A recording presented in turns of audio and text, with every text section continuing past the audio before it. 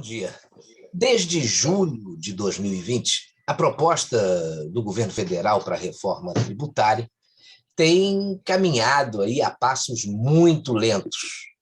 Muita gente acredita que sejam passos tipo de uma tartaruga bem pequena e ainda preocupada. É uma espécie de vai, para, finge que acaba não indo, pensa que vai, depois para de novo. É como se, ao dar 30 passos aí por mês, ela ficasse isenta. E se der 31, nesse mesmo período, ela vai ser taxada. Então, fica todo mundo com o pé atrás, inclusive a tartaruga, né? Está muito chato esse negócio. Todo mundo, é claro que todo mundo quer se livrar aí de uma possível taxação, até porque nós somos impactados, todos nós, de uma forma muito específica. Empresário de um jeito, investidor do jeito, até o pessoal do governo, oposição, sociedade, eu e todos vocês, né? Então, desde a nova tributação de lucros e dividendos, até a redução da alíquota em geral do imposto de renda, até o aumento da faixa salarial do trabalhador, que é isenta de descontos, o impacto vai bater em todo mundo. É ICMS, ISS e tantos S's que a gente convive aí hoje em dia. Essa nova, recém-criada aí, proposta do governo tem tanta informação e isso está soando tão complicado que talvez isso seja o motivo de tanta demora, né? Recentemente, o nosso ministro da Economia, Paulo Guedes, tomou para si o andamento da reforma tributária e empenhou ainda mais esforços em busca dessa tão desejada aprovação, que é importantíssima para o país e para o próprio cidadão.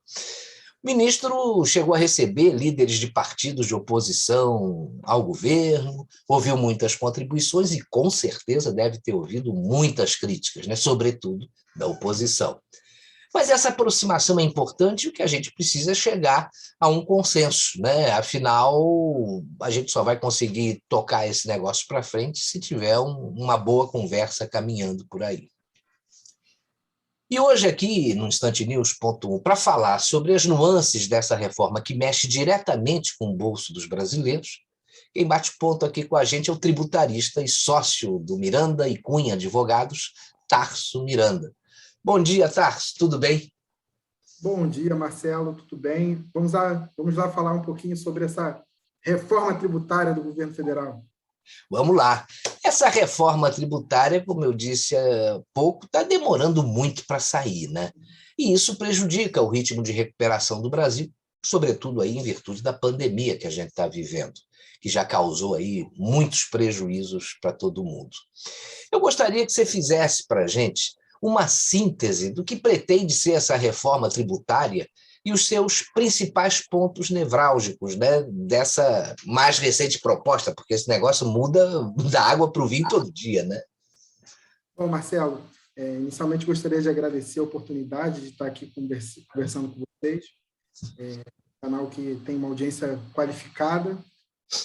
Enfim, o governo federal ele optou por dividir a reforma tributária em fases. Então, a gente teve no ano passado a apresentação de uma proposta do governo para unificar o PIS e a COFINS, que são contribuições de âmbito federal, e nesse ano o governo optou por tratar sobre o imposto de renda, que é aquele que afeta de forma mais direta, principalmente os trabalhadores.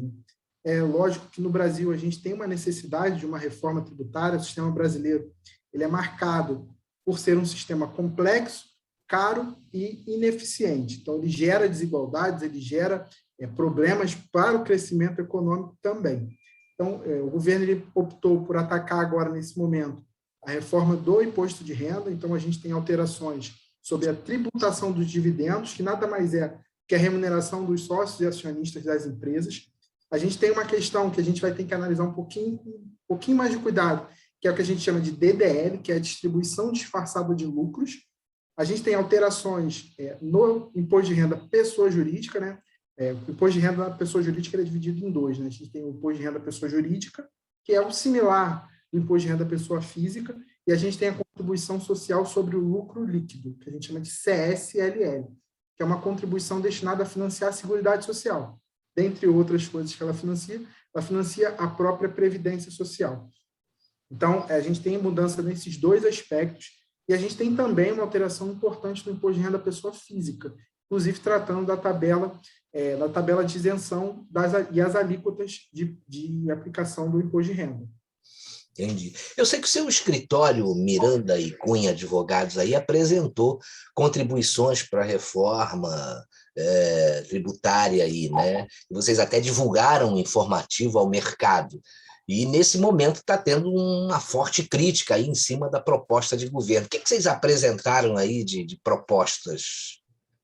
Bom, de forma bem resumida, o que a gente apresentou, porque a partir do momento que você tem a apresentação da proposta, e é excelente você ter a divulgação, né? O governo federal ele foi à imprensa e divulgou o objetivo dele, o que ele queria, o texto que ele queria. Isso gera uma certa aflição no mercado, porque você passa a ter, por exemplo, a tributação dos dividendos, que você hoje não tem. Você tem uma redução do imposto de renda da pessoa jurídica para compensar essa imposição da tributação dos dividendos. Então, o mercado ele fica receoso, né? Então, atento a esse movimento, nosso escritório vem acompanhando todos os trâmites da reforma tributária e a gente vem divulgando ao mercado e aos nossos clientes posicionamento, o último texto aprovado, como ficou, quais são os impactos, quais são os reflexos, eventuais oportunidades que surjam do novo texto, porque o texto, como todo o texto de reforma tributária, né, não é uma particularidade do Brasil, né? Essas discussões elas são caloradas no mundo inteiro. No Canadá, a gente teve, há um tempo atrás, uma discussão de reforma tributária, que foi uma discussão tremenda. O próprio nosso vizinho, na Colômbia, a gente teve protestos incríveis para tratar da reforma tributária. A Colômbia viveu, até bem pouco tempo atrás, uma convulsão social e teve como origem a reforma tributária proposta pelo governo. Então, a reforma tributária em si é sempre um tema muito sensível. Então, a depender de quem apresenta e de quem olha, a gente pode ver só características positivas ou só características negativas. Mas, na verdade, no fim e ao cabo, o que a gente tem são coisas boas na proposta e coisas ruins, como todo texto legislativo que eu entendo. Porque toda proposta sobre reforma tributária, que ela acaba afetando todo mundo, né? Como você falou. E é sempre bom ouvir todos os lados antes de se chegar aí a uma conclusão para a elaboração dessa proposta aí que vai agradar todo mundo. Mas isso não é fácil, né?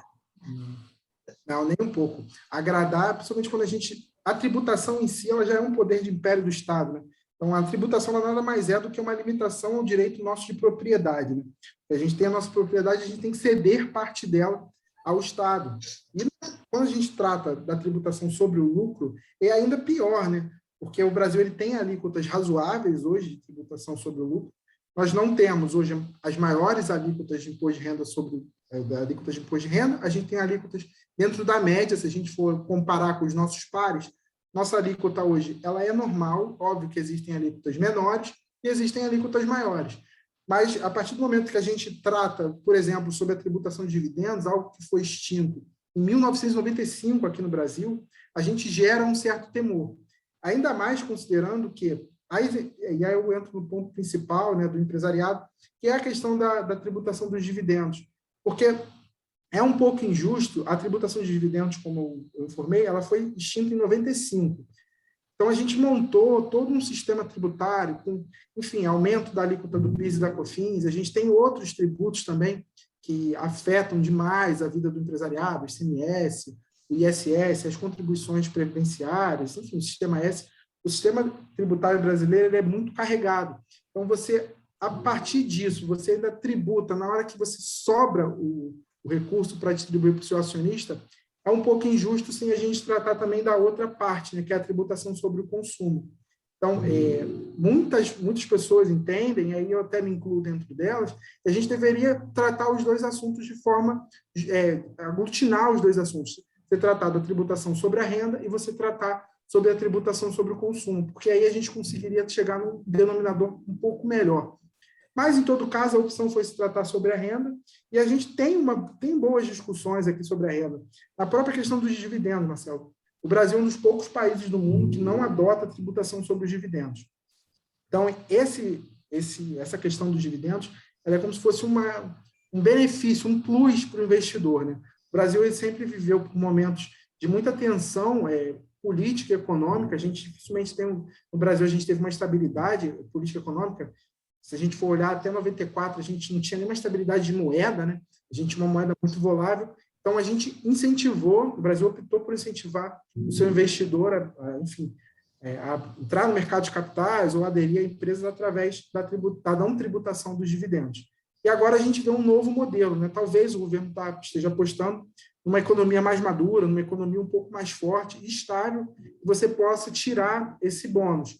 Em todo caso, isso é um motivo de críticas e discussão de ambos os lados. Indo um pouco mais adiante, a questão da distribuição disfarçada de lucros. Esse é um problema mundial. Os Estados Unidos, que é um país que tem um expoente de tributação sobre o lucro, a gente tem muita discussão sobre a distribuição disfarçada e a gente volta a ter discussões que a gente não tinha desde 95, né?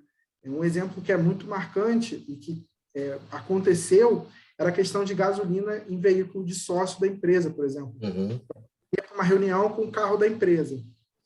Você colocava um X reais de gasolina. E você teria que fracionar o que era a gasolina para o seu trabalho e o que era a gasolina que seria para o seu benefício pessoal. Porque senão você teria distribuição disfarçada de lucros. Então, a gente volta a ter esse tipo de discussão. A Receita Federal, à época, ela ficava olhando todos os movimentos financeiros da empresa. Vamos ver como é que vai ser agora na prática. Talvez a Receita Federal até busque aumentar o seu quadro de funcionários, tendo em vista que vão ter um aumento de fiscalização, porque a gente tem. Hoje vai ter, a partir, caso a reforma seja aprovada, uma nova classificação de tributação, né? Então, a gente tem que pesquisar um pouco melhor sobre isso. Porque o brasileiro, na realidade, hoje, ele paga tanto tributo, rapaz, que ele não sabe nem aonde dá para respirar. E aí começa a buscar alternativas para tentar fugir dessa tributação, né? E alternativas até dentro da lei. Você vai fazer uma jogada de, vou botar minha despesa de gasolina na empresa, o carro em nome da empresa, se bobear, está botando até casa em nome da empresa. Na tentativa de, amanhã ou depois ele morre, quer deixar uma herança para um filho, vai evitar um imposto enorme sobre herança, né, que também é uma tributação absurda. Você tem aí, diante de todas essas incertezas, também uma expectativa muito grande por parte das pessoas que optaram pelo Simples Nacional, né, onde você tem toda a tributação ali já consolidada e, de repente, ele tem hoje uma retirada. Aliás, eu acho até que nem tem tanta retirada assim diante da crise que a gente passou aí nesses últimos praticamente 2 anos, né? Que foi agravada com a pandemia. Mas tudo isso gera uma expectativa muito grande e ninguém sabe para onde correr. A gente tem uma legislação muito complexa, a gente precisa desburocratizar muita coisa, né? E aí eu pediria para você fazer um balanço para a gente de quais são os grandes benefícios e as maiores ameaças se essa reforma não for aprovada. E aí eu queria focar tanto para empresários quanto para a sociedade civil e considerando, inclusive, aqueles menos favorecidos. Até para fazer um adendo, você comentou do Simples Nacional, é até um ponto positivo da reforma que ela mantém para o Simples Nacional e para as empresas de pequeno porte que estejam no lucro presumido e faturem 4,8 milhões de reais o ano, a isenção na distribuição de lucros e dividendos, né? A gente está falando aqui de praticamente 80% das empresas. Um número enorme. A conta ela será paga dos dividendos, principalmente das empresas do lucro presumido que faturem 4,8 milhões de reais ao ano, das empresas de lucro real. Então, além disso, a gente tem mais alguns pontos positivos. A gente falou de alguns pontos negativos da reforma, mas a gente também tem pontos positivos, né? Quando a gente fala do imposto de renda da pessoa jurídica, a gente tem uma redução, que hoje as pessoas jurídicas elas pagam 25% de imposto de renda e 9% de CSLL, a não ser o caso das financeiras e seguradoras que tem uma alíquota um pouquinho majorada. E a gente vai ter uma redução para 18% do imposto de renda da pessoa jurídica e perder um ponto da CSL, então iria para 8%. A gente teria uma alíquota aí de 26%, ou seja, a gente teria uma redução de tributação, o que pode até, de certa forma, incentivar o reinvestimento nas empresas, né? Se eu tenho lucro, ao invés de eu distribuir para o sócio, eu busco reinvestir esses lucros para buscar crescimento. Óbvio que isso é uma decisão muito do próprio empresário, porém, mostra um claro incentivo do governo para que se invista mais e que progrida os seus negócios. E, consequentemente, maior receita o governo vai ter com a tributação. Exatamente. Exatamente. E, além disso, né, a gente tem a questão do imposto de renda pessoa física, que a gente tem um aumento da alíquota de isenção. Hoje, o trabalhador que ganha até 1.900, 1.903, uns quebrados, não paga o imposto de renda, é isento, e a gente vai ter um aumento para até R$ 2.500. E é importante a gente falar que esse aumento ele se reflete em todos os trabalhadores, né? Porque o imposto de renda ele é calculado de forma escalonada. Então, os trabalhadores, ainda aqueles que ganham mais do que R$ 2.500 por mês, terão também essa isenção nessa faixa, né, de 0 até R$ 2.500. É um ponto interessante, obviamente, poderia ser feito ainda mais, né, porque essa correção é uma correção com base na inflação dos últimos anos, só que é importante a gente também dar crédito. A gente tem aí, são muitos anos com grandes inflações e ninguém fez a correção. Então, apesar dela ser parcial, pelo menos a gente está agora tendo a oportunidade de ter um pedaço dessa falha dos governos anteriores corrigida nesse. Então, acho que esses são os principais pontos positivos e negativos. Obviamente, em relação à aprovação, a gente tem visto que é um tema espinhoso, é um tema que requer muita negociação, muita habilidade dos nossos políticos. O Paulo Guedes tem conduzido, o ministro da Economia tem conduzido o assunto de forma pessoal, a gente tem acompanhado entrevistas, participação dele em lives, enfim, fóruns de discussão, tratando, ouvindo os empresários, ouvindo os advogados, ouvindo contadores, enfim. É um debate profundo, ainda mais vivendo um cenário de saída de pandemia, um cenário catastrófico do ponto de vista econômico. E a gente tem que, sim, é importante a gente ter a discussão, é importante que o texto saia, do ponto de vista tributário, um texto mais justo, faltam algumas correções, sim, mas é um caminho, né? Acho que é um caminho que o Brasil precisa percorrer até para a gente ter a retomada econômica, ter de volta os investimentos, para que o investidor sinta segurança em investir no Brasil, que a gente possa evoluir como nação. O grande problema, Tarso, eu acho que que uma grande parte do nosso Congresso, né, tem um olhar dentro de um viés que não é o do bem-estar da população e da adequação das coisas para uma nova realidade, né?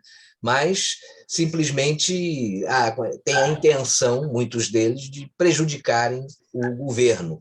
E aí você corre o risco de não ser aprovada reforma nenhuma, né? Isso é muito ruim, né? Porque do jeito que está, também não está bom, né?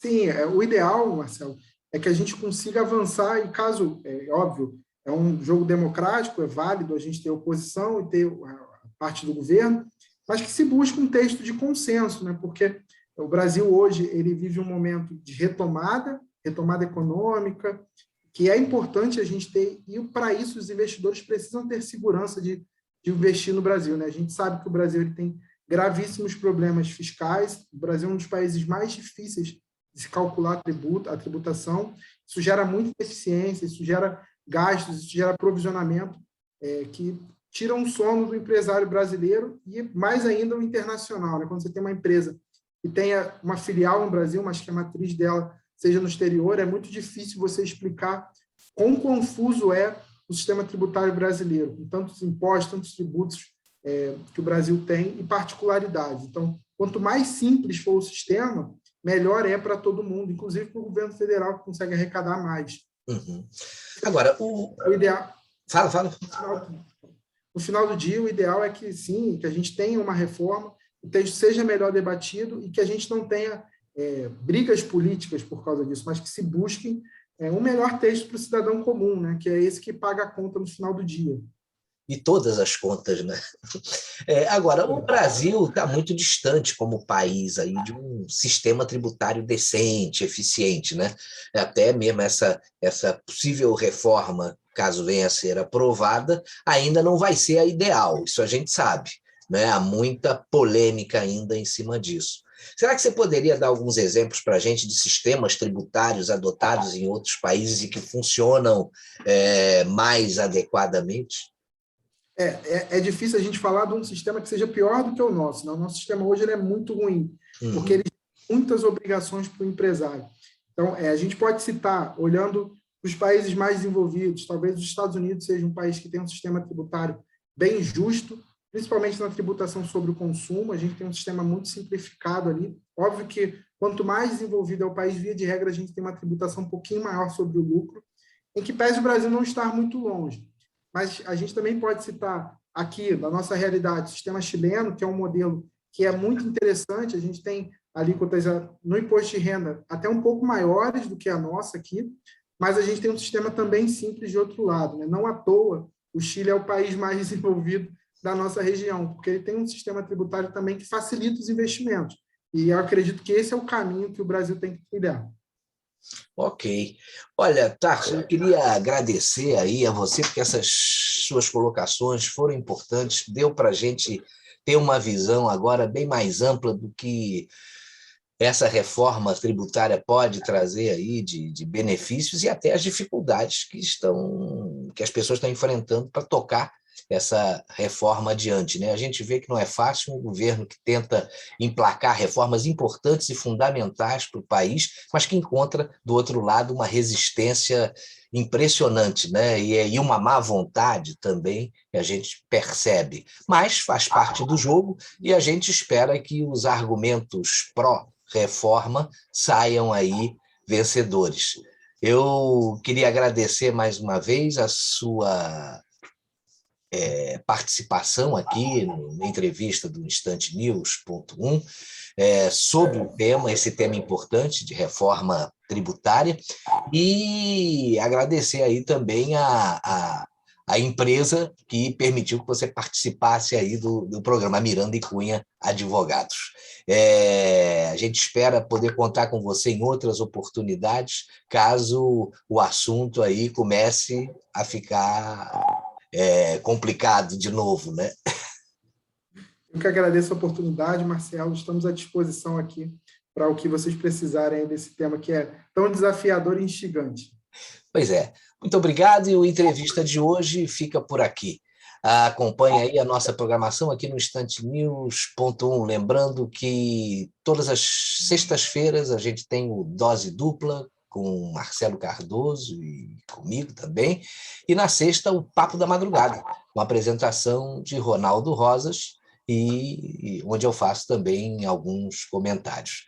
Eu agradeço a sua paciência e a sua participação nessa entrevista de hoje. Obrigado e até a próxima.